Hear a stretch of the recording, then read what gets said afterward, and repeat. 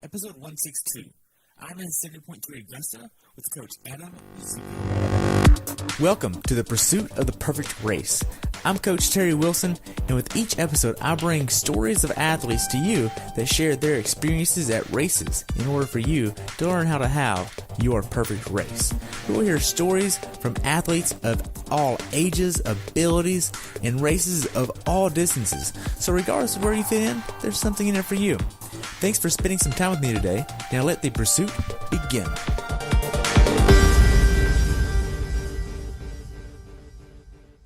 Hey everybody, welcome back to the Pursuit of the Perfect Race. Today I'm talking with a returning guest, Adam Zucco with SuperFly Coaching, about his recent race at IRONMAN 70.3 Augusta that took place on September 23rd, 2018, where he had a time of 4 hours, 26 minutes, and 24 seconds. This allowed him to place fourth in his division. The weather on that day was 72 and rising to 90 degrees with the water temperature at 79. Welcome back to the show, Adam, and thanks for spending some time with me today. No, thanks for having me back again. Appreciate it. You're welcome. So I look forward to getting into the details of your race in Augusta. What made you want to do this race, man?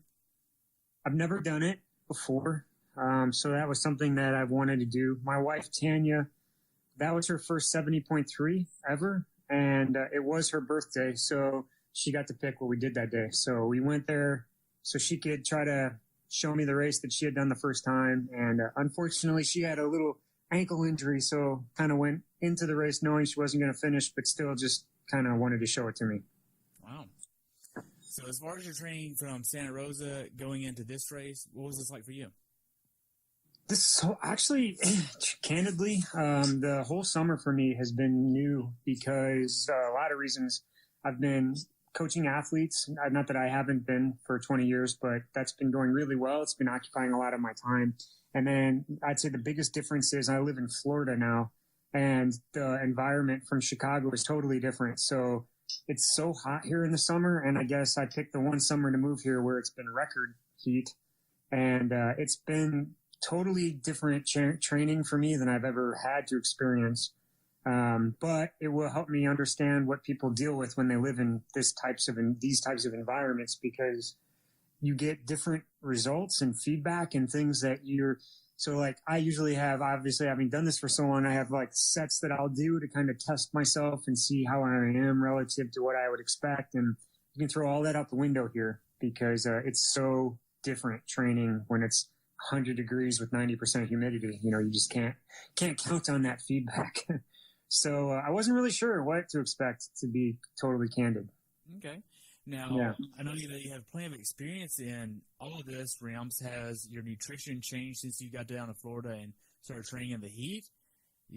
What was this like? Yeah. I use Tanya is she's with the Isogenics, which is a meal replacement, and it's something that she has researched a lot and has really adapted to athletes. I feel like she's probably one of the best people in the world. In fact, the company has asked her to do a lot of talks around to help people with it. So it's a great baseline. It offers me everything I need to get going with. So that didn't really change.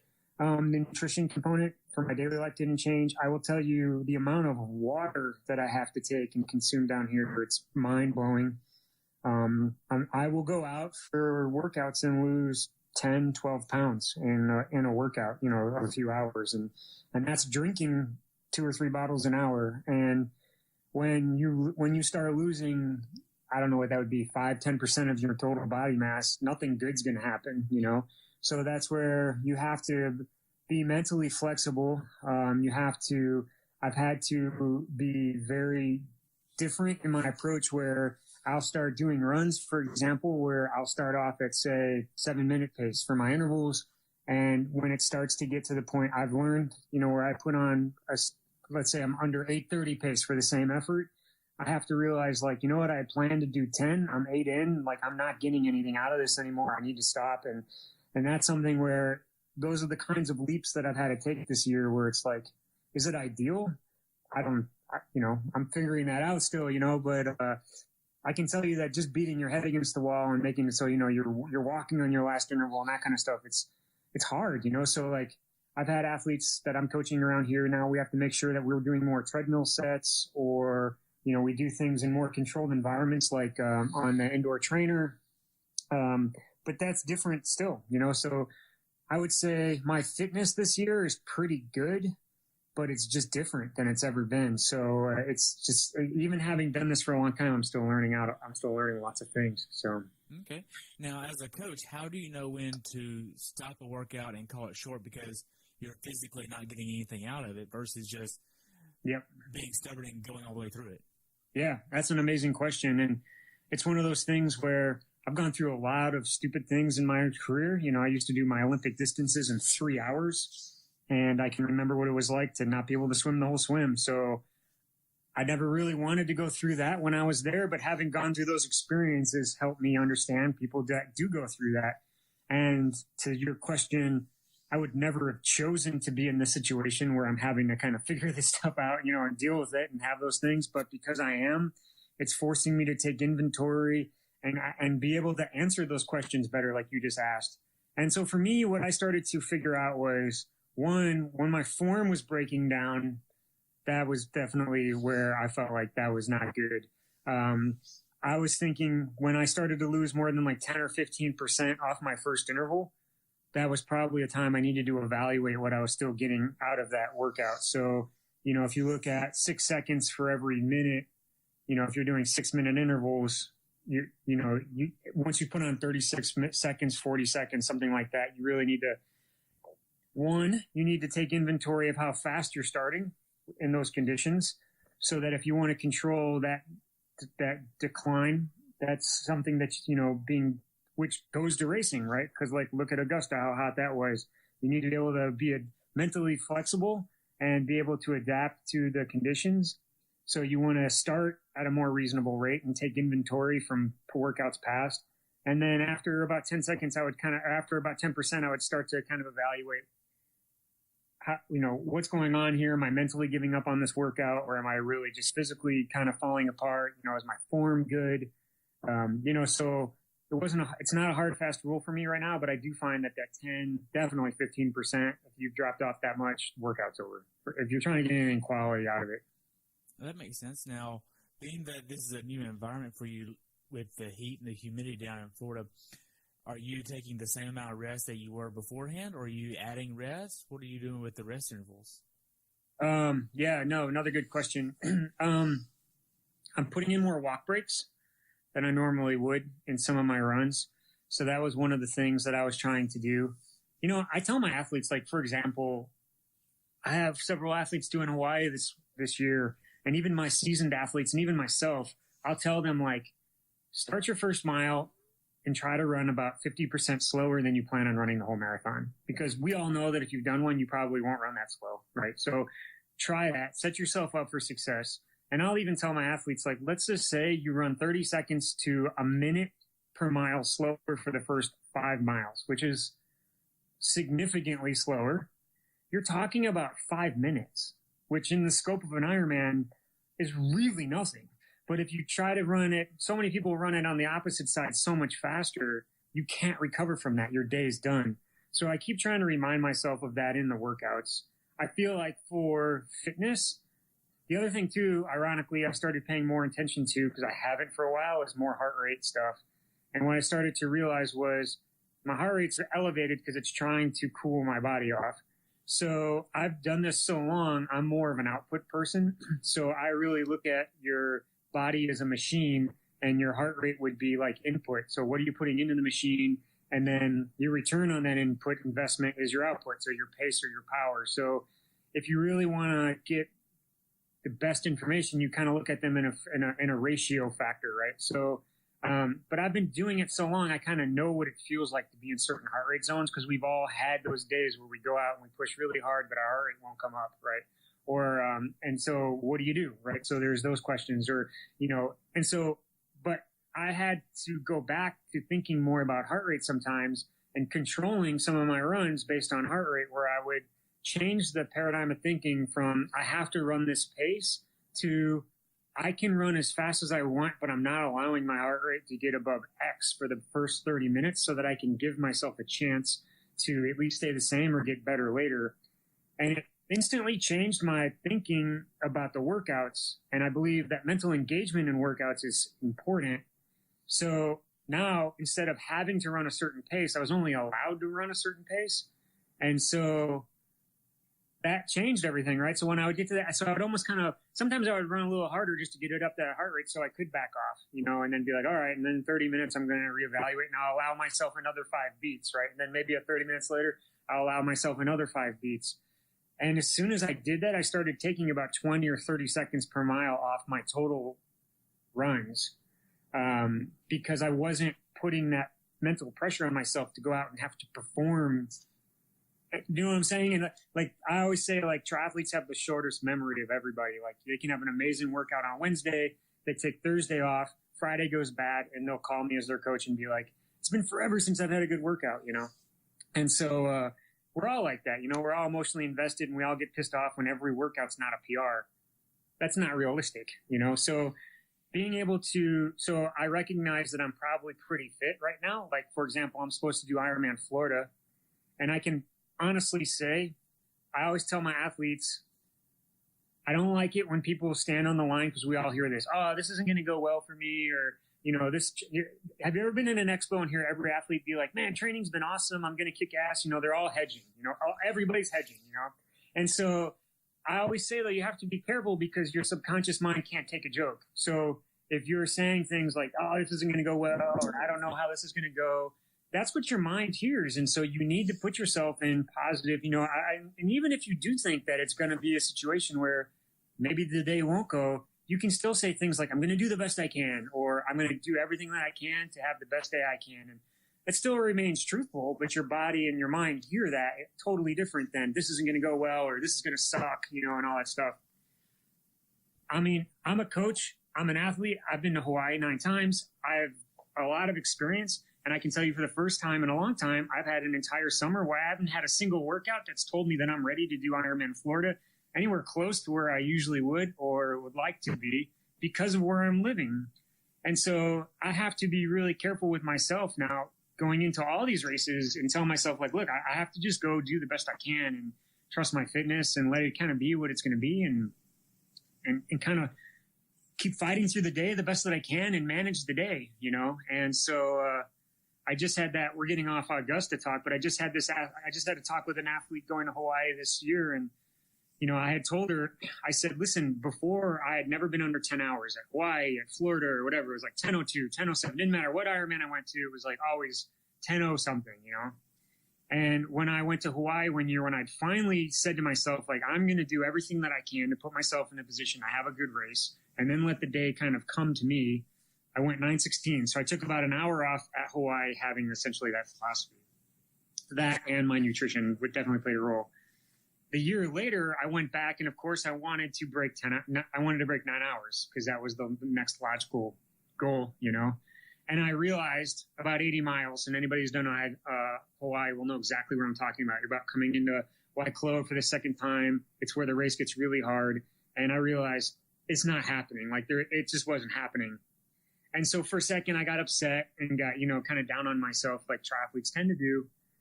But for the first time in a long time, I remembered, like, you know what? I spent a lot of money to come here.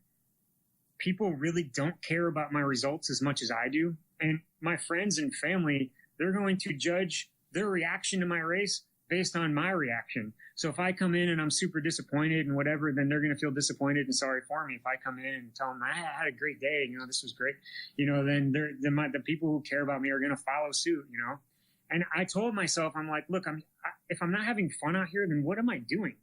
So I'm in Hawaii, I'm doing this race, and I went back to when I used to just start doing this stuff like with my dad. And I'm like, I used to tell myself, all I can do is what I can do, right? So I'm going to just go, I'm going to finish the rest of this race.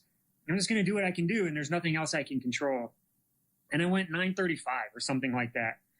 And I was actually more proud of that 9:35 than I was the 9:16, because in years past, I would have been so stubborn. I would have been like, nope, I trained to do this, and this is the goal time I would have done. And I would have walked myself like a lemming right off the ledge, But instead, I made an instant decision early to be like, this is not happening. This is beyond hard pushing for sub 9. This is crossing into an area that I know leads nowhere good. I took inventory of that situation. I consolidated my resources and I decided how can I best use them for the rest of the day. And did I have the time that I wanted? No, but if it was a year earlier, it would have been my PR, so it wasn't like terrible. And going back to Augusta, kind of the same thing happened with Augusta. And I don't mean to get ahead, but it's like I dropped a bottle late in the bike. I don't want to act like I didn't have any nutrition. I had 3 bottles of nutrition because it was hot. I had taken my first 2 in, and I was planning on the 3rd. I got about a sip off the 3rd, and I dropped it, and I was just like, damn it. And anyway, we can talk. I don't know what cadence you want to talk about the race, but it definitely caught up to me later. But to put a bow on this and bring us back, there was a certain point in the Augusta race where it was just like, this ain't happening, bro. You gotta figure out a way. I mean, it got to the point where with 200 yards left, there was like an aid station, and I needed the water because I wasn't sure I was going to make it to the finish line.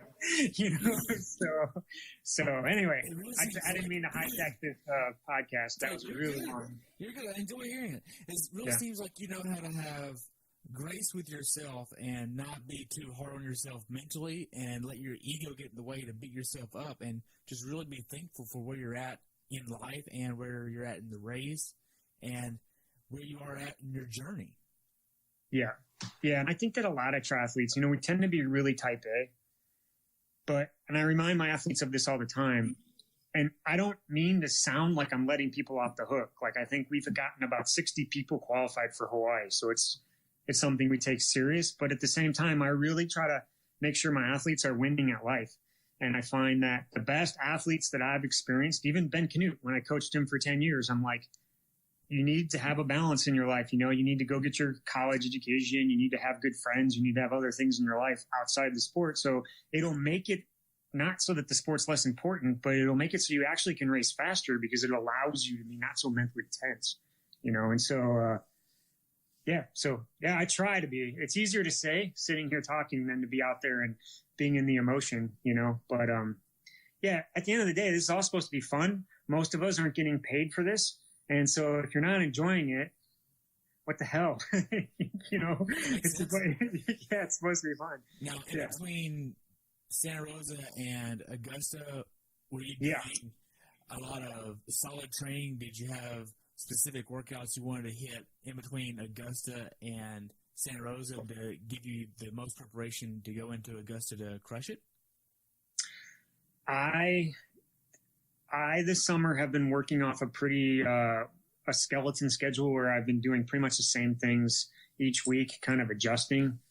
And honestly, my focus has been, I've been on the fence whether or not I was going to race it because Tanya has an injury. She used to be ranked number 1 in the world for water skiing as a junior. And so she had a bad accident and hurt her ankle real bad. And sometimes that injury will flare up. There's just nothing she can do about it. It just will come and go. And, so it was like one of those things where we weren't sure if that was going to be okay. So, so getting the mental commitment part was hard because, you're in flux. And that's one of the things too, I'll tell your listeners is you need to commit mentally to your goal, because if you're in between, it gets too easy to talk yourself out of certain things or certain sets. And it's a tough place to live, especially when you're trying to balance family and life and all that other stuff. So I struggled with that a little bit, but I did want to go to Augusta and I did want to have a good race. I'd heard about it for a long time. But I also knew that if I was doing Florida, I needed to start respecting the fact that I had to find some ways to start putting in some duration. And I needed, so it was kind of a balance. So I wanted to hit Augusta feeling about 90% ready for it, knowing that I could gain some confidence from that to carry it into, because I was looking for some of that feedback that I was going to have a good Ironman Florida, because it's a long time to go out there and, forget time. I just don't want to go out there and be miserable. Right. Yeah. So you've had quite a bit on your plate here recently with some new things developing. Do you want to share anything about that? Yeah. So we have, I have a software business that I'm starting to, that I'm the CEO of. So that's been going extremely well. One of the things that I have found for entrepreneurs such as coaches are we have to fight tooth and nail in order to put together the infrastructures that we need in order to run our businesses, whether it's website or, the social media integration and platforms. And managing your customers and emails and scheduling and all that stuff, not Training Peaks type stuff or today's plan type stuff, like the actual running the business part. And so anyways, I won't monopolize it with this, but we've created a software platform that you put everything in one place and it's a really reasonable fee. And we've been having a lot of success with that. So that's been a lot of fun. And it's been a totally new challenge, which has been exciting. And then SuperFly honestly just keeps growing more and more. We get 4 or 5 athlete requests every day right now for the Facebook page. And, it's been amazing to have the coaches on board that we have. And we take a lot of pride in really educating our coaches. So I do a lot of coach training to make sure that they're up to speed on the best ways to be training their athletes and making sure that their athletes are getting good input. And, I'm really passionate about that as well. So yeah, so it's been a fun summer. Good. So to kind of transition to talk a little bit more about your race here. Yeah. We've already started talking about your life-work balance in the previous episode with Santa Rosa. So if you want to hear all about that fun stuff, you can go back and reference that. But to talk more about this race, when did you actually traveling from not Santa Rosa, but Sarasota. Oh my gosh. It rhymes. Yeah. Yes, Sarasota to go to Augusta. We drove up because Tanya is she's a PA, so she had to work at her job. So we drove up the day before. Yeah, we drove up the day before.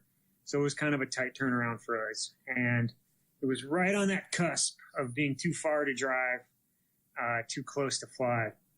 So for us, it was 7 hours, which was, it was a long drive back because, everybody knows going there, you're excited, so the time goes pretty quick. But then, to do that race and then get in the car and drive back, we stopped at Jacksonville and we had dinner and we're like, damn, we still have like 4 hours left, which kind of sucks, but, yeah. Okay. So did y'all get an Airbnb while y'all there? Nope. I do, I don't know. I know a lot of people do that, but for me, I don't know. I want to have my own bathroom. I want to not have to talk to the people that I'm staying with, especially if I don't know them, and especially on a race day, we grabbed a hotel. Yeah. Okay. So where'd y'all get a hotel at? Yeah. Oh, which hotel? Yeah. We were at some Hyatt or something like that, about 20 minutes away. So, yeah, it was pretty convenient. One of the things too is that was another reason we went up the day of or the day before so we could do our pre-race brick here. I actually went up 2 days before because we did the pre-race brick at the hotel. So we did go up 2 days before and late in the day. And then so we woke up in the next morning and did the pre-race brick there, which worked out pretty well.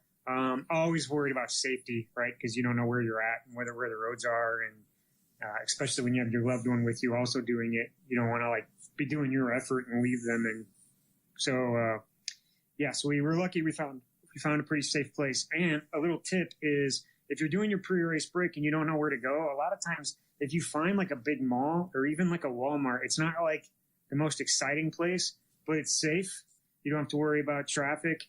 And it's usually we get up pretty early to do that. So, nobody's usually in the parking lot at that point. And again, it's not the most exciting thing, but most people's pre-race deal is not super long. So you can kind of suck it up and be totally safe. And then if you have problems with your bike or whatever too, you can be right by your car where you can change the tire or tighten the bolts and that kind of stuff. So. Okay. So how was the check-in process here at Augusta? Hey everybody, I just want to say thank you for listening to the podcast, and I just want to let you know that I've enjoyed having so many people on this show, and I couldn't really do it without your support. Thank you so much for tuning in, listening, and being a part of what I'm doing. If you would, take a few moments to leave me a review over on iTunes. It would help me out tremendously, and enjoy the show. So how was the check-in process here at Augusta? The check-in process was actually really good. So I've been noticing, if I could make one request, I don't know if you have everybody on the Ironman staff listening to you, but Not with yet. with the AWA stuff, I think that's kind of cool. But if we could just collectively agree that we've all signed that waiver, or at least had it explained to us a few times by the time that we have that status, that would be amazing. Because you have to stand in line behind 20 people who all have to get the same speech. This is where you check, got it. So that'd be the only thing that I would change. I think they do that for some kind of liability purposes or something. But now I think what they should do is something similar to what some of the bigger marathons are doing, where they email it out. You print it, sign it, and everything. And all they do is just take it. Oh, you signed it? All right, cool. Here you go. Yes. Done. Oh, my gosh. It would be so much faster or even automated. I mean, the efficiencies, you're speaking my own language. Yeah, it just makes sense. Yeah. So what kind of Gucci gear did you get for marketing? We picked up some Normatec boots for a friend here locally. She had paid for them, and so we became the UPS for her. And I'm thankfully pretty taken care of by Trek.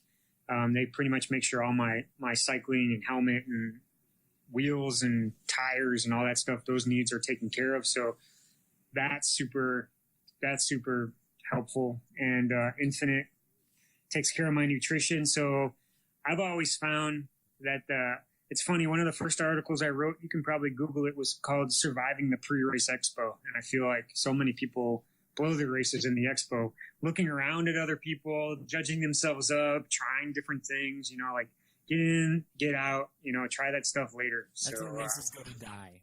Yeah, exactly. Exactly. I've heard that so many times. Yeah. Go there, get your stuff, and get leave. out. There's nothing there. That's like the morning of transition. You go there, pump your tires up, put your stuff on your bike, make sure your computer's working, getting signal, and leave. There's nothing else to do. You've seen your bike how many times already? You're exactly right. Do. I mean, make sure the brakes aren't rubbing, make sure the seat isn't like all the way down or something crazy, but just get out. Yep. Now, as far as the day before the race, what kind of nutrition are you trying to get in the day before? Do you have a certain meal you want to get? Yeah, so I really do those shakes twice a day, morning and lunch, every day, except for the day before half Ironman. I always eat pretty much the same. I'll have that shake in the morning, but then lunchtime I start to transition to almost eating a little unhealthy because I eat more white stuff so that I can start loading up a little bit on carbs. Anytime I've tried to, because I feel like I have a weight problem because I used to weigh so much more, it's definitely, I don't like that feeling of not working out and feeling bloated. So that's definitely something psychologically I'll have to deal with. But anytime I've tried to go lighter into a race, I've always bonked. So what I have to tell myself is that I'm not going to feel overweight coming off the bike. That I promised myself that feeling of bloated will be long gone by then. I have usually like a turkey sandwich, something really simple on white bread for lunch. And then the night before every big race, I usually have some kind of pasta with chicken, broccoli, and some bread. And that's it. I mean, super boring, but super effective for me. Wow. Now, whenever you start thinking of how you want to put your bags together for your race, you drop your bike off the day before, obviously. Now, is this transition grass, concrete? What is this like? This one was grass. And anytime I do whether I'm putting it in a bag for an Ironman or whether I'm getting ready to pack my transition bag for a half Ironman, that what I do is every time I do my pre-race break, I take the things off my body that I just used and put them into the appropriate carrying device to the race. So whether that is my swim to bike bag or my transition bag, it doesn't matter. It's going from my bike shoes come off my feet and go right into the bag. My helmet comes off my head, goes into the bag. I know then that everything that I just needed to complete that task has to be in the bag. So there's no questions then whether or not I'm going to forget something, because literally I would have to forget to take it off. Okay. Now, after you get all your bags and everything set up and you're getting ready to get in bed, what time do you actually go to sleep the night before Augusta? I find that if I try to go to bed early, I end up staying up later. So I usually go to bed around 10 o'clock, watch some TV. There's been times I'll take a little melatonin to kind of go, make myself sleepy. Or actually now I have this little magnesium spray that is pretty cool. I just put a couple of squirts like a breath freshener on my mouth, and it actually knocks me out pretty good. So that works really well. Wow, I have not heard about the magnesium spray. Oh yeah, again, like I don't mean to make this like an Isogenics commercial, but it's one of their things that it's called Sleep Assist or whatever. And honestly, like I'm the kind of person that I'll go on international flights and cannot sleep. I take sleeping pills and I'm just awake and tired because I've taken the sleeping pills like on these flights. Like, so sleeping for me, especially before big races, has always been a big problem for me. So I'm thankful that I found this spray. It works really well for me. So you get in bed, what time is your alarm set for? I'll usually set it for I always say to myself, I'm either going to get up early or I'm going to get up 30 minutes later, which is still going to be early, and I'm going to be stressed. So I usually set it up for early. So this race actually started later. I want to say this one started at like 8 o'clock for some reason. So we actually had a later start, and I think because they had to have the sun come up for the river swim. Right. So I'll usually set it for about 4 hours before the race starts, because then that allows me to wake up, have my coffee, take care of business in my hotel room, and then, make my way over to the transition area. And this one also had a point-to-point, which is not my favorite. It not only had a point-to-point run, but it had a point-to-point swim. So we had to get up early enough to make sure we could find parking in the appropriate place and get over. Okay. Now, with this, walk me through what your bike setup is. I know you're using your Trek Speed concept. Yep. You have a disc on there and a deep wheel in the front, right? Yep. I have the 7 in the front. I have a lightweight disc in the back. I have nothing else special. I use that Bontrager Aero road helmet. Seems to work really well for me. I've thought about, I used to have the Aero helmets, and honestly, when I would travel to races, it required its own suitcase, basically, which is a big pain in the ass. Really? It's so long. You used to remember like those old Specialized helmets, they were like 5 feet long. You couldn't like just put that in your suitcase. It had to go in its own case. It's like, so the more and more in my life, what I'm learning is keeping things really simple is so much more effective than making it complex. And, would another helmet be faster? I really don't know, but it's not worth it to me to have a whole nother bag and have a whole nother thing. Like, so I just keep it super simple in that regard. And then same thing with the water bottle. I had the one in between the regular bottle between my hands. And then I had one behind my seat. And then I just keep one regular bottle on my frame. And again, could you make an argument that maybe I'd be more aerodynamic without that one on my frame? Probably. But you know what? It works. It doesn't eject. I always have that if I need it, and I've been to so many races where I like put the aero bottle on there and then it falls off. And then you have this aero bar clip that only can hold that specific brand aero bottle. So you can't take a bottle from a volunteer, so it's like, so there's that meaning, that function and speed. So that's another reason I really like the Trek stuff, because it's just works all the time. It's integrated. Like the brakes, it's nice. It's clean. Yeah, it's just nice and clean, and super, super easy. And one thing I've been doing a lot lately is I have tubular tires. That's another thing too, where people are like, oh, these clinchers with these tubes are faster, and maybe. But all I know is that, knock on wood, I've never had a flat in a race with a tubular tire, and they're less likely to probably get. And so, what's not fast is standing on the side of the road changing a tire. So if I, so it's like, again, like I just want to keep it super simple. And people seem to get really freaked out about the idea of changing a tubular, but it's like you stick the thing in the hole and stretch it around. Like I don't understand what that complexity is. And it's less likely to get a pinch flat. And if you get a sidewall blowout where the clincher, your race is over. So it's like, so I don't know. So I prefer the tubular for those reasons. Okay. Now, I think I saw a picture of you online wearing a 2-piece kit versus a 1-piece. Yeah. So does Andrew know this? Does Andrew? Yes. Lewis. Oh, sorry. Andrew who? Lewis. Oh my gosh. So... Yeah, so that's actually funny that you say that, because that's another thing too, where I have just one, we're with Castelli this year, which was a really good choice for us. We've been with other ones before, and my kit is something that, there's certain things that I don't want to group on for, right? I don't want to group on for like medical visits. I don't want when I'm going to be on my bike for as many hours as I want, I don't want the cheapest kit. I want something that fits really comfortable and it feels good and performs well, because that's something that I'm willing to invest in. So I'm not saying Castelli is extremely expensive. I would argue that they're actually pretty middler of the road, but they're the only ones that I've run into that have the sleeves on the two-piece. And so I thought that was pretty good, because then if I had to go to the bathroom in the middle of the race ever, which I've had to do before, I don't have to totally disrobe and take this whole thing off me and like roll it down to my ankles, and I could just go to the bathroom. And same thing with like if I was getting chafed from something or whatever, I can change in Ironman and just wear a running singlet if that's what I want to do, So it gives me more options. I don't feel like I'm sacrificing, especially with the sleeves, any form of aerodynamics. Right. Now, whenever you actually got up on race day and you got to transition, what are you doing in transition before you actually head to the swim start?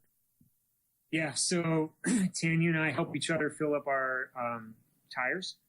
I usually bring my own pump. There's a pump that I have. It's called Lyzine, I think, Lyzne or something like that. It's about 2 feet tall. So it fits in your transition bag, which is pretty nice, because a lot of times they'll tell you, don't bring your pump in transition. This one goes right in. It's high pressure. I think it goes up to 160 if that's what you really wanted to do. But I have the disc, so I need that little special elbow. So I need some help holding that on. So Tanya and I help each other with that. And then honestly, we just, again, I lay my shoes. I think through everything. Like, I'm going to come in off my bike, go to my swim. I'm going to need to put my shoes on. So I put my shoes on the bike is what I do. I put my helmet between my running shoes on the floor. Again, is it less fast than having it in between my aero bars? Maybe. But if somebody knocks my helmet off and now my glasses are somewhere in transition and my helmet's rolled around somewhere and I have to find it, versus if it's always right there between my running shoes and I bend down with my glass and it's right there. So I put that there. And then I put my gel underneath my running shoes with my number belt. Very clean, very simple. And I leave. I force myself to leave, So I put my Garmin on. I make sure that the auto off is off, so that it's not dead or turned off by the time I get there. And I roll. I walk out to the swim. Okay. So you used 105 PSI at Santa Rosa. What'd you use here? Same? Yep. So, and this is in tubulars. For those that are using clinchers, what do you think a good PSI number is for them? Again, this is one of those things where I think like anywhere, someone would be like, oh, it depends on your weight and whatever. Okay, fair enough. But I would say anything between like 110, 115, it might be a little hot, a little high, but I've experienced that most people are going to get a flat because they're going to get a pinch flat in a tubular. So if you give yourself just a couple extra points on the PSI, it might help really eliminate those pinch flats. And that's what I've always done. When I used to race clinchers, I used to race 120, which I think was maybe a little hard. But again, I never had a flat in a race. And I think that just that little extra structure to the tube, helped. Okay. That's my Neanderthal brain opinion. Okay. So whenever you get down to the swim start, how's your anxiety levels at this point? My only anxiety I have usually is just getting in line. And I tend to get excited. I never feel nervous, but I end up having to pee about 300 times, So I'm always trying to like take care of that business. And then, and so for me, Tanya teases me. Bathroom seems to be the most anxiety-filled thing for me before the race. I went down to IRONMAN Florida once. A little funny story, and we're staying at the hotel that you can see the swim start because it's literally underneath the hotel. And I'm like, man, I haven't gone to the bathroom yet.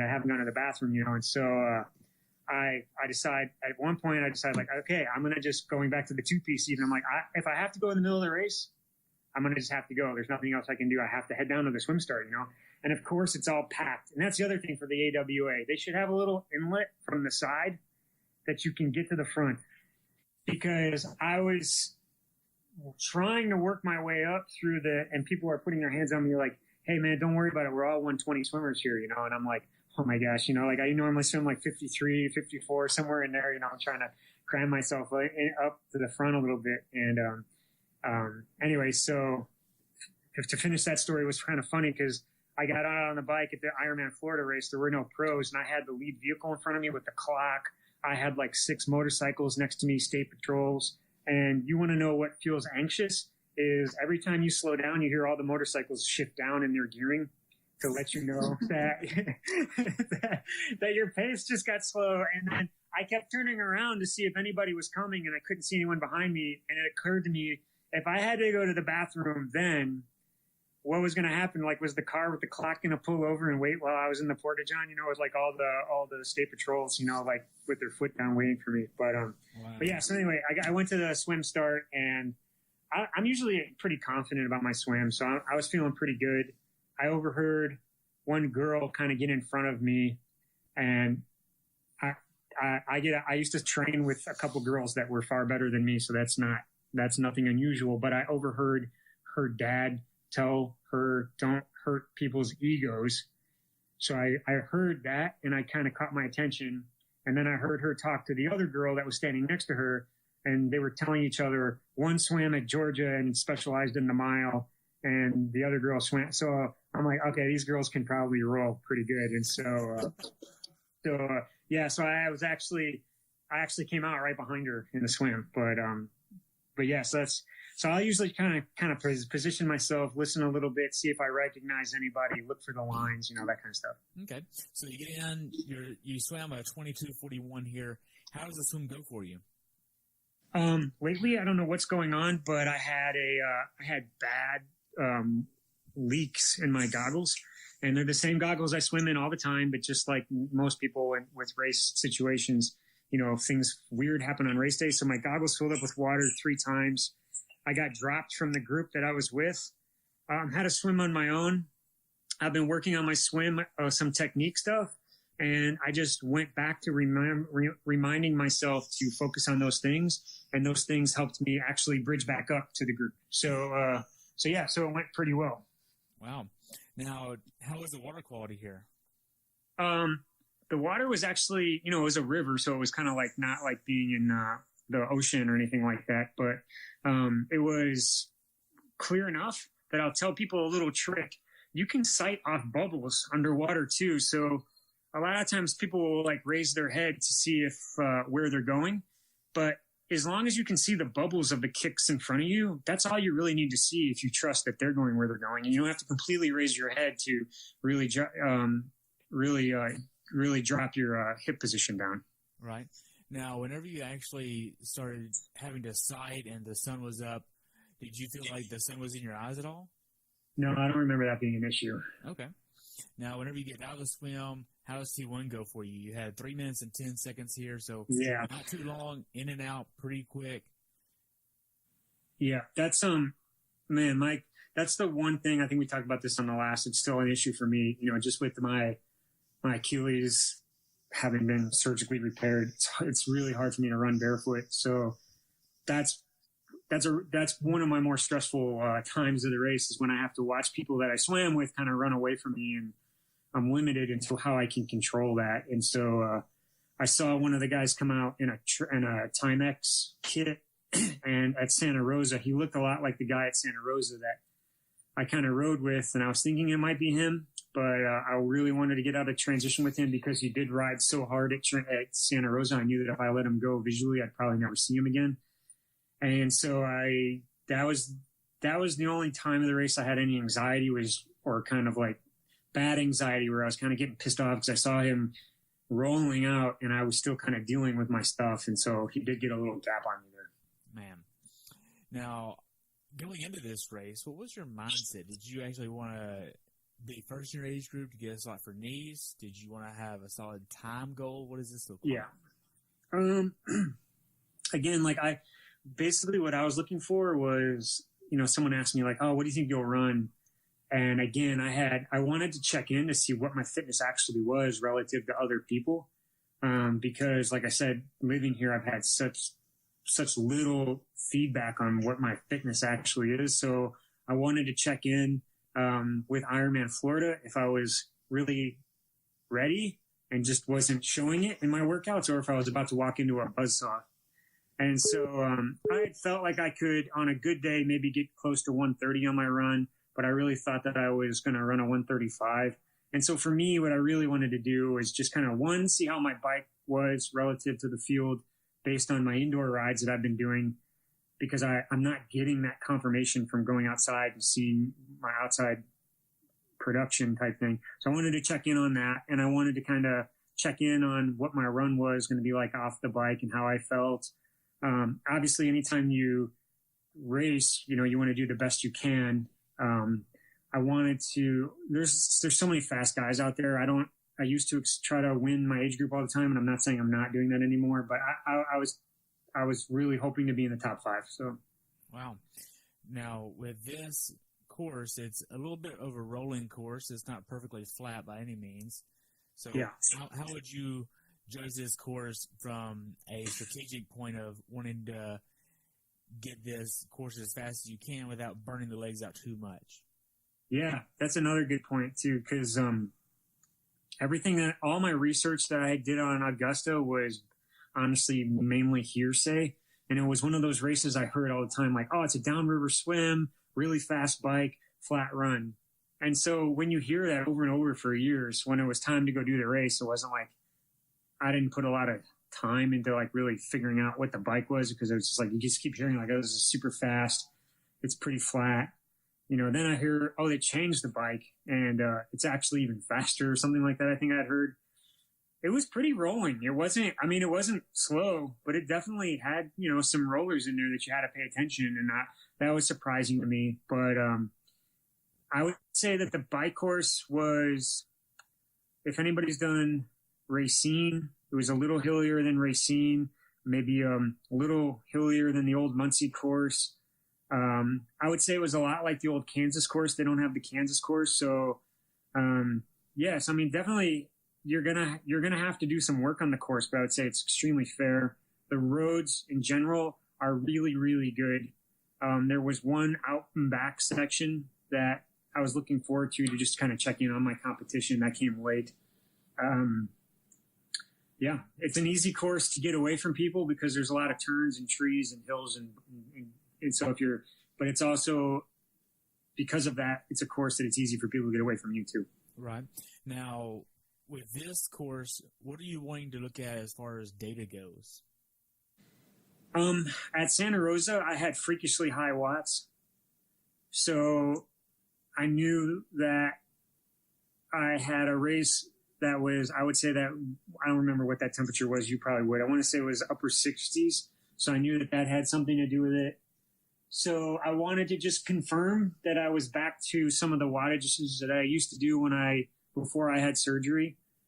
I still struggle, if you can imagine, as you push down on your pedal stroke, especially on my right side. I still struggle to hold my heel up. I still lack that calf strength to really engage my calf.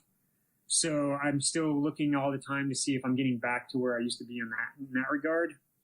And I want to say I was 285, 290 watts, something like that. So I was overall. And so that was really happy. I was really happy to see that. It was also somewhat tactical. Like I said, that guy did get away from me in transition.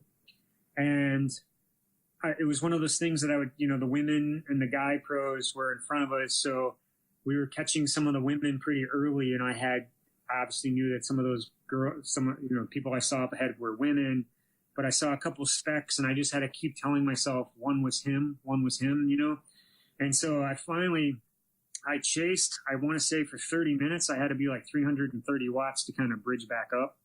And that's the other thing I'll tell your athletes too, is if you're trying to beat somebody or race a friend and they get just a little bit ahead of you, it could take a long time to catch up, like a long time. So don't get discouraged and don't think that you're not. And so I would try to see like in the distance him pass something and then kind of do a little time calculation to see if I was close to, closing the gap.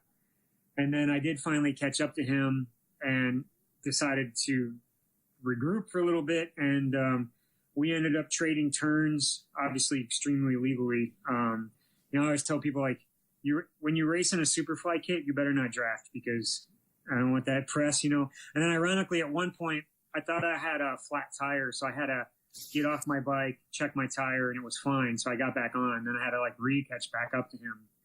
And so, yeah, there were definitely times in the race where he was stronger, and I would have to like struggle to stay within a few hundred yards of him, not a few hundred, but 100 yards of him. And then there were times that he told me I almost completely got away from him. So it was good just to have that mental connection to push each other in downtimes. Nice. So 285, is that a certain percentage of your FTP? Again, because I'm training inside, I would say my FTP inside right now, I'd say is 315, 320. So, yeah, so I've always been able to, when I was racing well, I was always able to race at about 92, 95%, is what I used to be able to sustain. I've never been somebody who can, put out a tremendous amount of watts, but I've been blessed that I've been able to sustain pretty high percentages of that. Okay. Now, with the aid stations here in Augusta, did you feel like you had enough time to get what you needed and discard what you didn't in the time and the zone they had for you? On the bike? Yes. Yeah, for sure. Yeah. In fact, I felt confident enough in the aid stations that when I dropped my third bottle, I want to say it was like mile 35. So it was pretty late. And I remember thinking they're going to have another aid station. So I had one extra gel kind of tucked into my back pocket that I knew I could use. And then I was counting on being able to get another gel from that aid station water. And I was able to do that. So just a quick note here. You had a backup plan just in case you dropped your nutrition. Yep. So I usually try to get about 300 to 350 calories an hour in, which I think we've talked about before. Yep. I got my full first 300 calorie bottle in. My second bottle isn't quite 300 calories. Truth be told, it's usually Coke because I like the taste. It's sugar. I know that a bottle of Coke is only 240 calories, so I knew that was light. But remember, I'm only going to bike in my mind for about 2 hours, maybe 2:15. So the Coke is kind of a treat, if that makes any sense. Yep. And so I did my first bottle. I was through the bottle of Coke, and then when I took the tug off my second real nutrition bottle, we were going downhill pretty fast. And it was one of those things that as I was putting it back into the slot between my hands, I just missed it because of a bump. And I needed to put my hands on the handlebar and consequently watch it kind of spin around a few times on my handlebars. And I knew where it was going, but it was like one of those things where I just had to like watch myself watch the inevitable happen, and then, it ended up leaving, I was like, shit, I can't eat. That sucks, So then I did have one extra gel that I was going to use as a backup. But at that point I was going to be a little behind anyway, but I felt like I was going to be fine, because I thought I could make it up. Right. I think a lot of athletes have like one solid nutrition plan, but don't have a backup plan for events that happen just like this right here. Because if you don't know how to make adjustments on the fly, right, no pun intended, to make things happen for yourself, you're just going to let that impact you mentally and let that get in your head and not give yourself enough grace to say, well, hey, that happened, so I have to take some nutrition for the next aid station and just keep going along with it. Exactly. And honestly, kind of transitioning to the run, sorry, I'm just trying to move around because my internet's telling me I have bad connection, so hopefully you can hear me. But yeah, good. So transitioning to the run, my plan was, just like you said, I knew, okay, if I had that gel, about 100 to 110 calories, if I grabbed another gel, that'd be another 110 calories. So between the Coke, which was 240, and the two gels, that would put me maybe 100 calories light. So definitely not the end of the world, right? So I thought, like, okay, that's fine. I got into transition. I take my transition, couple hundred calories there. And then my thing that I do on the run is I always take a gel at 3, 6, and 9. And that's when I seem to have my best runs. I never really want to take them. I have to always force myself to take them. But whenever I do it, I know that I run better. And even saying that out loud, it's like, it should seem pretty easy to take it. But you know how you feel when you run. You just don't want to put that stuff in your mouth. Yeah, you're like, I can live without it. I can do it with Coke, or I can just grab this or Red Bull and make it up. It's just never the same for me. So anyway, being a little light, I started the run. They had an aid station at like mile 0.1. Like it was right there, you know, because it was a 2-loop course, which is nice, but I just had my regular transition calories. And so I knew that I needed to be diligent with my run calories to get back on track. And then they had another aid station at like a half a mile, and then another one like 2 miles later. And then when I got to the one at like mile 4, because they weren't not there. They were just different, like spread out, like maybe 1.2 miles or one, you know what I mean? And it's just like, and so by the time I got to mile 4, I was yelling for that gel because I normally would take it at mile 3, and they didn't have an aid station exactly at mile 3. So I'm looking at mile 4, like, okay, I need one. And the volunteers were acting a little confused, to be honest, and they were only handing me water. And I was looking on the table. I didn't see any gel. So I was like, damn it. So by the time I didn't get my first gel until I got to mile 5. So at that point, I was getting a little behind, and then add the heat. And I think that's what did me in. Right. Because overall, you only ran 6 minutes slower than Santa Rosa. And I think this course is a little bit flatter, but it also has a little bit more heat, and the humidity was also higher this day. Right. Well, remember, Santa Rosa had opposite problems because it was so cold I had to pee so many times. Right. So I was really hoping to get closer to 130, truth be told, or run in that range, and I feel like I could have. Yeah, at a certain point, I think I was winning the age group because I passed that guy. He was struggling. And I felt good. You know, that's how I know it was nutrition, because I felt good until I didn't, if that makes any sense. It does. And you also biked 1 minute faster, and you had a T2 that was 3 minutes faster than Santa Rosa, not even counting the swims that you had here that you didn't have there, which I think is pretty good, honestly. Yeah, thanks, man. Yeah. I could tell it was like to nutrition because it was one of those things where I would go to use my hand and my thumb would lock in against my palm, and I had to like peel it out. You know, it was like the thumb was cramping, the bicep was cramping, and I was just like, oh boy, this is like, I know where this is. Like, this is just, it's one of those things where, and then the negativity, you know, and that's when, you know, like how I started it. Like, we all deal with it. I start telling myself, like, screw this. I can't believe that no way am I doing Ironman. Like, you know, I'm just thankful I only have 5 miles left. I can't even imagine 20. You know, you have all those conversations, you know, it's like with yourself. And I just had to tell myself, like, for me, I really monitor certain aspects of my run that work for me. And one of the things that I'll do sometimes is monitor my cadence. And I'll just tell myself, like, don't worry about running fast right now. Just try to maintain smooth cadence, good form. If you slow down, even 30 seconds a mile, even a minute per mile, you're going to put a couple minutes on this race. It's really not a big deal. Not what you wanted, but it's different than if you walk and mentally shut down. You're going to be out here for forever, you know? And so that's where I just try to positively tell myself that. And then I'll start making the deals with myself, like, okay, I got 4 miles left. That's about 40 minutes, even at 10-minute miles, right? If everything goes bad. So if I just do like 9 or 4, 9-minute run, 1-minute walk 4 times, I'll be there, right? Like, I could wrap my head around running for 9 minutes versus like running for 10 or 4 more miles, you know? So let's just get through the 9 minutes, you know, you just like start making these deals with yourself. And then when you get to, you know, and so you just keep reevaluating. And so when it does hit the fan like that, that's what I'm trying to do. Gotcha. Now, whenever you actually get done with T2, how was your mindset at this point? Did you have a kind of idea where you were in the field? Did you for sure. First off the bike? Did you realize that you wanted to actually push as hard as you could to maintain first in your age group?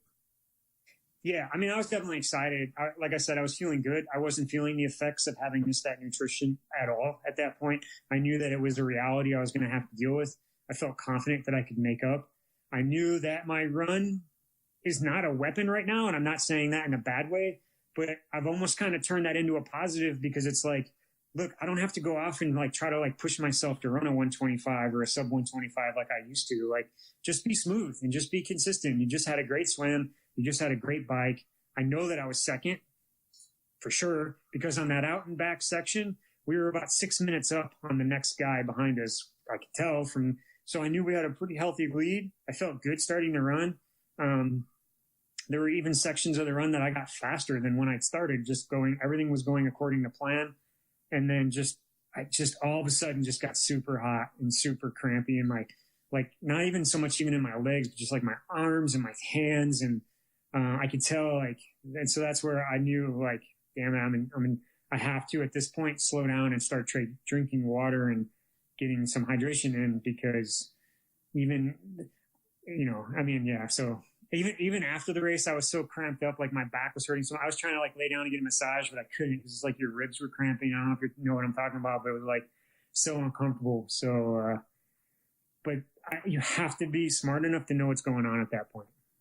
I completely agree. Now, as far as the bike ride goes, to kind of backtrack just a touch, then we'll continue with the run. Is there anything you tell someone to be aware of this bike course that hasn't done this bike course before? Yeah, there is kind of a sketchy downhill on one section that you need to be careful. You can't really see the cars coming at you. The roads aren't bad, but they're definitely not awesome. And there's some blind turns. Other than that, it's pretty straightforward. Oh, there's like, at the beginning, there's like, I want to say 300 train track crossings. So I'm not even kidding. It was kind of like one of those things where like you cross it and then you turn around the block twice and cross it again and then turn around the block. And I was thinking like, really? Like they have to make a traverse over these back and forth and back and forth. So it would be wise to make sure your nutrition is locked down for the beginning of that course, because you're going to have to cross train tracks a lot at the beginning. So, I mean, in all reality, this sounds like it's like a Kona course, but not Kona, but Chattanooga. I've never done that one. Yeah, so Chattanooga is a rolling course, and it also has some railroad tracks at the very beginning. Yeah, that sounds like this one for sure. Yeah. So, whenever you get on the run course, your nutrition plan obviously is going behind a little bit. What metrics are you looking at? I know for Santa Rosa, you focus more on cadence. Yep. So that's what I do. How is this going for you with looking at the cadence on the run here? Same thing, honestly. I'll even talk to my athletes that I coach. And when it comes to race plans, I think the simpler you can make it, the better. And you really should attack race plans and training for your preparation. But when it comes to my races, I bike the same in terms of I do the research. I have an idea how fast I want to ride. I check in with that every 15 minutes to make sure that I'm on pace to do that. And I'm also kind of observing my power.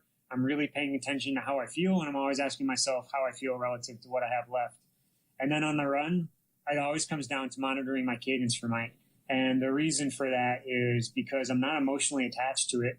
Can't remember if I talked about this in the last one, but I find that when you can find metrics that are objective and you're not emotional about them, they're easier to maintain consistency.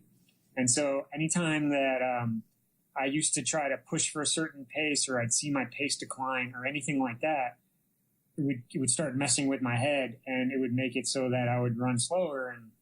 And so now what I do is I know that running is a function of how many steps you're taking and how big each step is. It's period. Those are the only two factors that you can control. And you'd never tell an athlete to go out and take bigger steps, right? So you accomplish that in training with force training and resistance training and that kind of stuff, or different types of workouts that you do. And so the only thing that you really want to focus on, I tell myself my job in the race is to maintain cadence. And if I start to get tired, I can shorten up, I can run fast in place with quick feet. So I just have to tell myself, like, there's no pressure to have to push off hard here, like, no pun intended. Just try to move it smooth. When I see my cadence start to drop, I know that I'm either getting hot or tired or bonked. And instead of worrying about what that is resulting in my pace, I just try to keep holding the line of that cadence as much as I can and getting back to that. Okay. Now, whenever you start getting to the later portion of the run here, miles 10, 11, and 12, how are you feeling, and what is the atmosphere around you like, being that more of the athletes are getting on the course at this point? Oh, yeah. I mean, it's a double loop. I'm not going to lie, my attitude at that point was not awesome. I was running because running meant that I'd be done faster than walking. I'm always trying to hold my stuff together a little bit in case I see people I know on the course. I don't want them to not be motivated, so it's like I'm trying to be a positive thing for them too. So, and at that point, like, I never saw myself. I start watching people go past me, and of course I look at their calves a little bit, but to see if I'm dropping down. I didn't really see the guys in my age group, and it was a time trial start, so it's not 100% certain. But I knew that I started pretty close to the front, so anybody passing me was definitely in front of me. So I went to the Porta-John once to try to go to the bathroom, And so someone in my age group must have passed me at that time, which makes sense based on how I was feeling. But, yeah. And so I just, at this point, just trying to get to the finish, and like we talked about before, I try to put myself on that finish line. I try to tell myself about how it's going to feel in the car ride going home. I try to tell myself, like, man, like if I can just run here versus walk, if I can just keep shuffling, it's going to be minutes faster than if I start walking, especially when I feel like this, it's going to be a bad cycle. So just try to shuffle, try to keep that cadence up. It sounds like you had some negative self-talk in here. Oh, for sure. I mean, how did you know how to deal with this in the best way of just kind of letting yourself, hey, I have to just keep running because it's going to be over faster? How did you know how to do that? Yeah, I would say just experience. And what do they say? If you want to learn a subject really well, teach somebody that subject, So I try telling myself, what would I tell my athlete right now? And, I try to imagine having conversations exactly like this one, and it's like, man, do I want to have that conversation about when did you decide to stop, or how did you get through it? And I just try to break things down simpler and simpler and simpler, and try not to care so much about the outcome that will be a result. Just what is the process? Just focusing on the process right now. I think there were some times in there I counted to 100 with my footsteps a few times. And I'll do things like, okay, let me see how far I can go in 100 steps. How much farther down the road am I than that? Every time you're about to feel like you're going to walk or something, you see some little kid stand up and want to give you a high five. Or it's like, I don't know about you, but I always make sure I do that. So I'm not going to walk in front of this little kid, So you're always just trying to find like what's the next little goal, and just break it down that way. Wow. Now, whenever you get to the finish shoot here, the last 800 yards of the run, how was this experience for you at Augusta? Like I said, I'm not going to lie. Like we had a quarter mile left.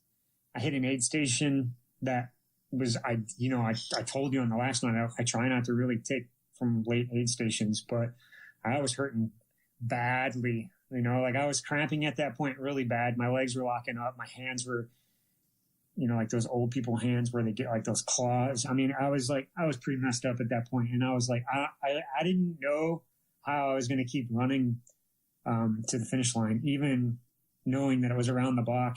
And I was just doing anything I could to just get the next 10 yards at that point. Like that's how small my next goals were at that point.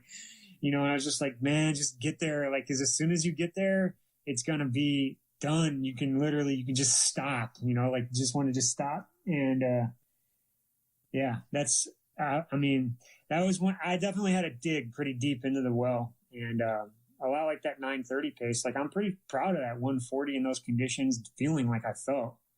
And I could take that experience and be like, damn it, I ran 10 minutes slower than I wanted. Or I could look at it like a lot of things kind of went sideways and I was able to like still run 140. So I'm choosing to kind of take that approach. Well, good. I'm glad that you're kind of understanding the conditions weren't that great that day, especially they didn't line up in your favor, especially with losing the nutrition in the bottle and the heat and the humidity. It just didn't seem like everything was working out for you that well. So after you get done with the race and you get your finish medal, all that fun stuff, how are you feeling mentally and physically? I was pretty smoked, and I went to go sit down, and I couldn't get comfortable because my whole entire body was cramping at that point.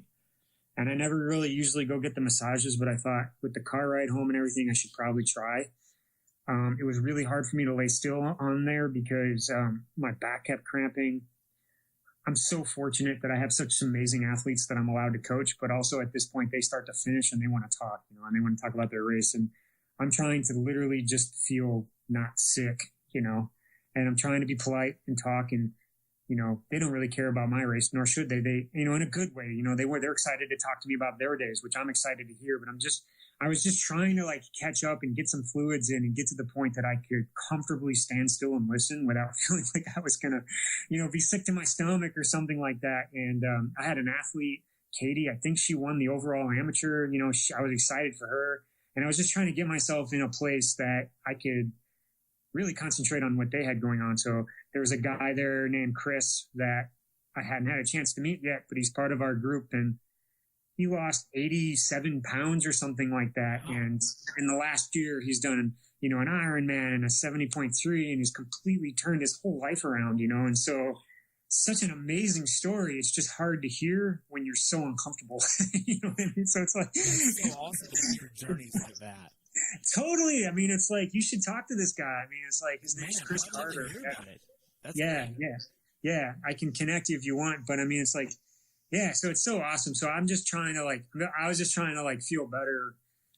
It was almost funny because I knew what was going on. It was just literally like one of those things you can't control. It's like, I mean, I have to get some fluids in so I can feel better. So I would just be real apologetic, like, dude, I cannot wait to hear this, but I just need 10 minutes to just sit here and just regroup, So yeah, so then I was able to regroup, and then I was able to go make the rounds and talk to everybody and hear about their days. And everybody we had a lot of people have pretty big PRs. So that was super exciting.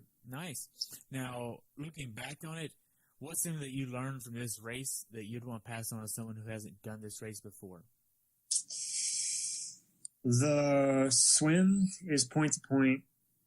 I would recommend walking from one point to another and doing your warm up there, so you don't have to worry. That's what we did. We didn't have to worry about the logistics of it's a mile, right? So it's like not the end of the world, but we kind of, put our stuff in.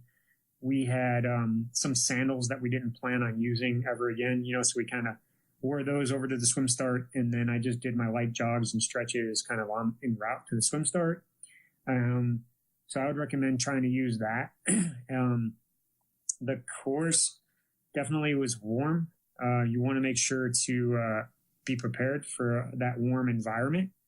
And I would also say you want to run well there because it's very well spectated, very, very well spectated. So you don't want to no, it's definitely one of those ones that you want to try to look good and feel good, have all your stuff pressed. Wow. Andrew Lewis style. Exactly. Yeah. So we'll go ahead and transition a little bit more than being that we talked about all this other fun stuff before. How could Ironman have made your race experience better? Like I said, I think this is at the risk of sounding pompous. I think that they should have. I wish that I could kind of get to the front of the swim line sometimes easier. But that's my own fault, I guess. I think that if they could come up with that email system that clearly can be done, because as you pointed out, marathons are doing it. If we could do that, that would be utterly fantastic. Yeah, I think, like I said, I think Ironman's been doing a pretty darn good job with putting on these races and, making sure that they're safe and that people are having good times. So I know it's popular to kind of jump on and beat up against them, but I don't have too many complaints. Good. So I know you're doing Ironman Florida here in a few weeks. What's next after that? I don't know. I'm literally not signed up for another race yet. As of next year, my plans are to have a camp down here and kind of tied into a race here called the Intimidator, which is a half Ironman in Claremont, California in March. I think that would be fun for athletes to come do. There's a swim around Lido, which is a 7-mile swim race right here, which is kind of neat. So I'm thinking about doing that, just have a different goal. You can also do it as a relay. So if people are thinking about doing their first Ironman and you do it as a 3-man team, every person swims just a little over 2 miles, which is exactly like an Ironman. And then honestly, I don't know if Ironman is something that I'm going to keep doing because it's kind of like a job, to do it at the level that I like to do it. I feel that half Ironmans are really a good balance for me where I can do a lot of different things in life. I can maintain the healthiness that I like to do. I can do long rides if I want to, but I don't really feel like I have to. Same thing with long runs. I like running long. I don't really enjoy running over 2 hours. That's not my first favorite thing. So I feel like I want to do more and more half Ironmans. if something happened, I don't really feel like, and this isn't me being negative, it's just realistic. I don't really know if I'll qualify at Florida. I'm definitely fit enough as an athlete that it could happen, but everybody's fit. And if I did qualify for Hawaii, I would go back because it would probably be it would be my 10th one. And I think that would be pretty cool to say that I've done Hawaii 10 times. But if I don't qualify, then I think my future holds mainly Olympics and half Ironmans for as far as I can see. Wow. So we got Kona coming up this weekend. Who's your top picks? Well, people are dropping like flies now, right? So, yeah. Has anyone else dropped out in the last 48 hours that I haven't? I haven't heard of anybody in the last 48, unless, it's still early in the morning over there right now.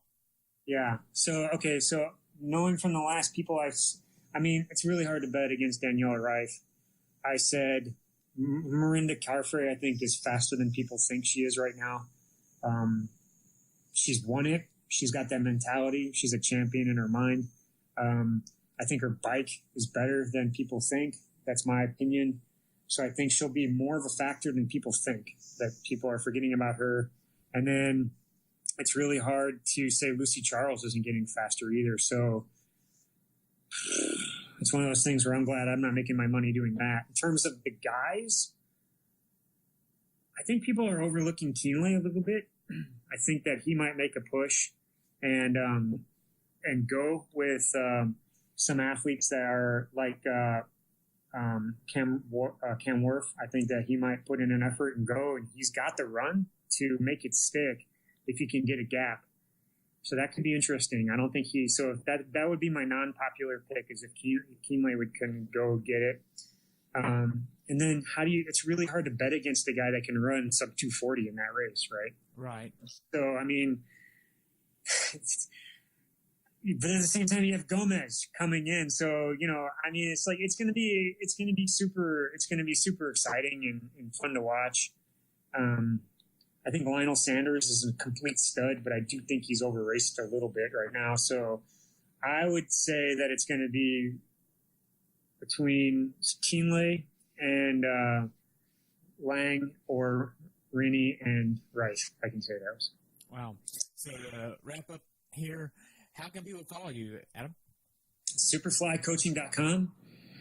Or we have that free triathlete community. It's called on Facebook. So it's literally called the Triathlete Community. And so we're in there posting. We have some really cool off-season stuff that we're going to, like, for example, I've been telling people, if you've ever been super in shape, but you run upstairs and you can't figure out why you're out of breath, we're going to explain to you why that happens, and we'll show you some of the ways that you can kind of combat that through the off-season. So that's how they can do it. Wow.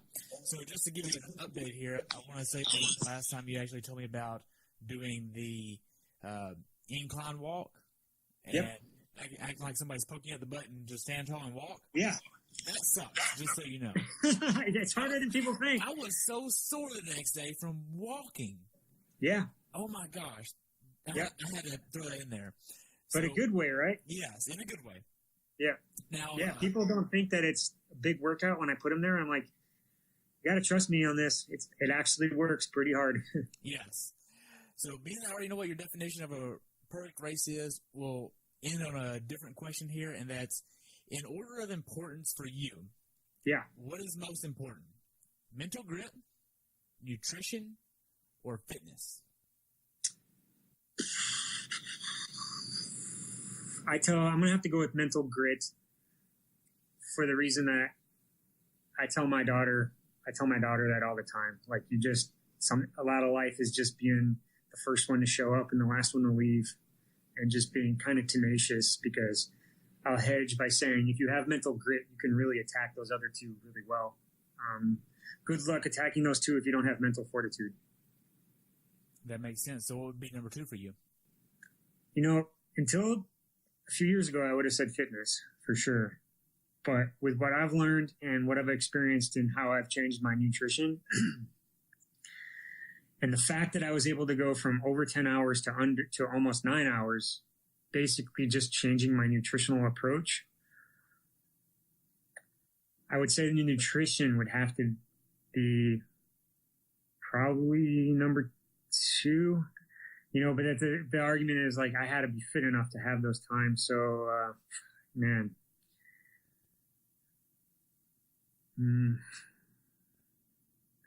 I would say nutrition from a health standpoint, because I feel like there's a lot of athletes out there that I know firsthand will work out really hard and then go eat at Buffalo Wild Wings. And that's not a really good health, life, happiness plan, in my opinion. So I feel like your inside needs to be top shit. Gotcha. Well, Adam, thank you so much for coming back on, spending some time with me. I've enjoyed this conversation, and you too, man. I can't wait to hear about how Florida goes. Thanks, man. Appreciate it. Thanks for talking to me. You're welcome. Have a good day, okay? Yep. Thanks for tuning in today.